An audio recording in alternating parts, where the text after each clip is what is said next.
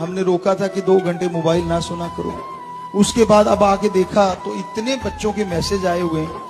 एक बच्चे ने तो लाइव में ही बोला था कि गुरुजी मैं बाहर ढूंढा करता था, कोई अच्छा उस्ताद मिल जाए, कोई टीचर मिल जाए, कोई मास्टर मिल जाए जिसकी मैं बात सुनूं और मेरी समस्या का हल हो जाए। लेकिन जैसे आपने कहा कि 2 घंटे मोबाइल ना सुना करो, 2 घंटे मोबाइल छोड़ दो, घर वालों से बात किया करो, तो कहता 2 दिन में मुझे पता चला कि जो मैं बाहर ढूंढ रहा था, मेरे मम्मी पापा दादा दादी वो उस्ताद निकले जो मेरी कल्पना से परे थे, और उन्होंने मेरा वो मार्गदर्शन किया जो मैं सोच भी नहीं सकता।